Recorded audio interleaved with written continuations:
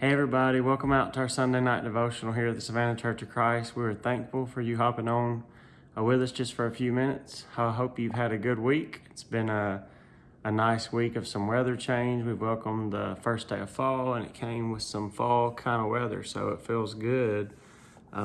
They tell me that the pumpkin spice can be out now.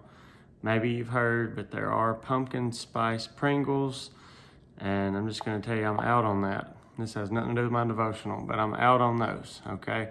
This week, my lesson, 2 words that every Christian should know. We're going to be looking at 7 different things tonight briefly, but 2 words every Christian should know.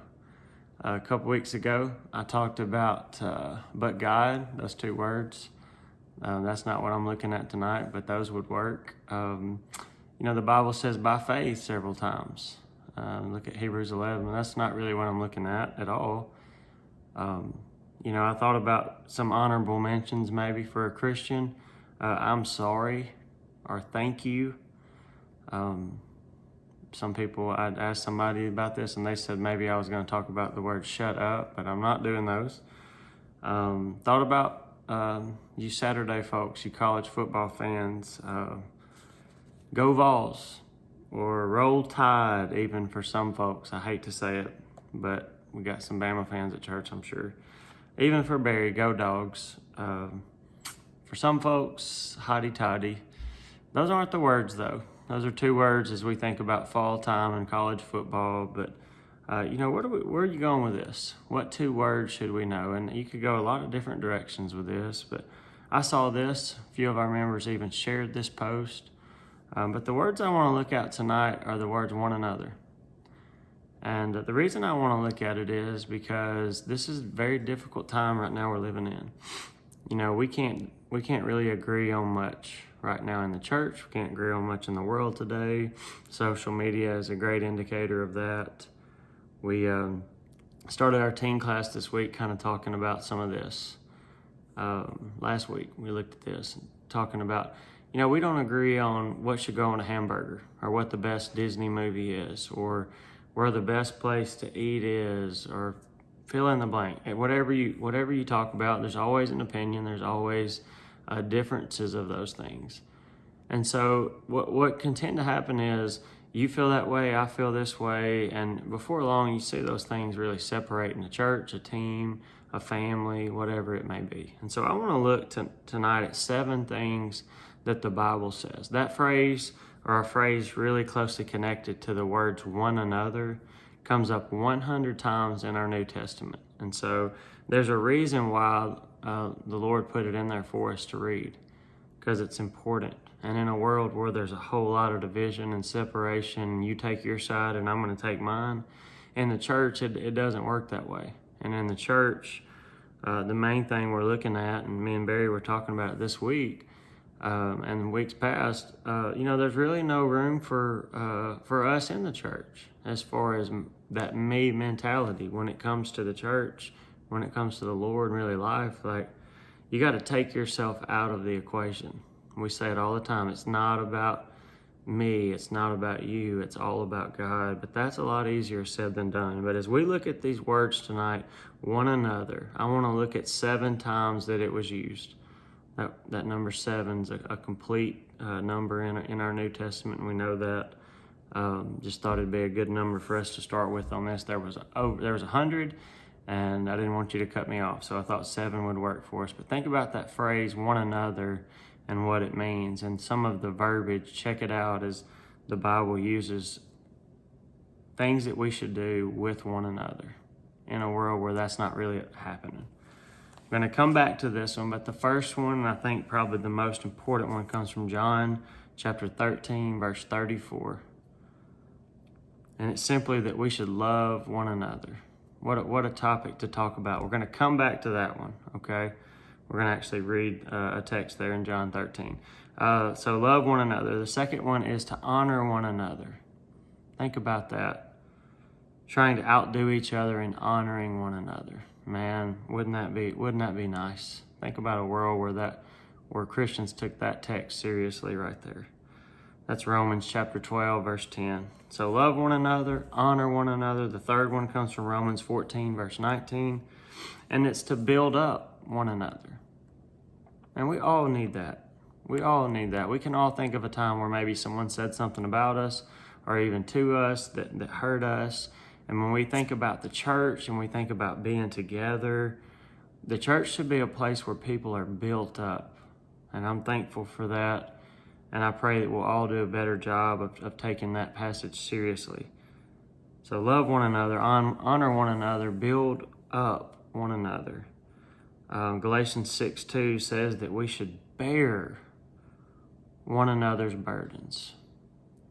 That we should bear one another's burdens. It makes me think of Romans 15 about being a stronger brother and a weaker brother and being able to see that need and being able to help that person. The next one is Ephesians 4:32, Colossians 3:13, is that we should forgive one another. You know, that's a tough thing to do.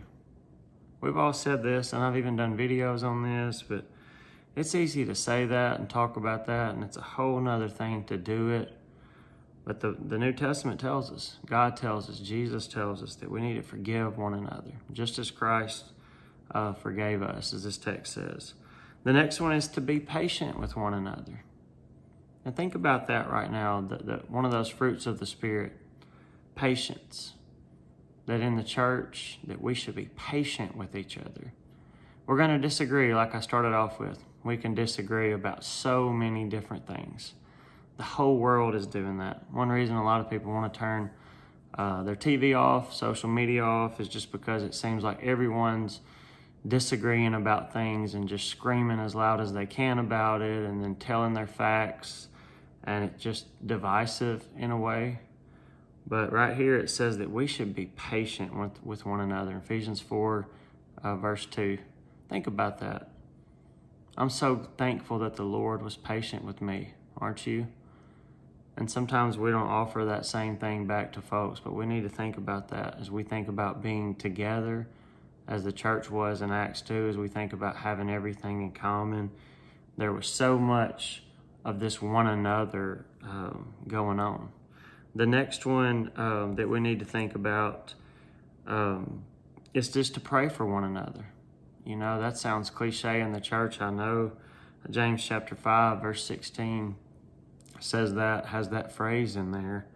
So as you go back, and I don't want to run over that one, but think about praying for each other. Every day waking up and praying for someone and having that mentality of that one another mentality in the church. Think about how awesome that could be if we all woke up every day and prayed for someone different in our body at Savannah.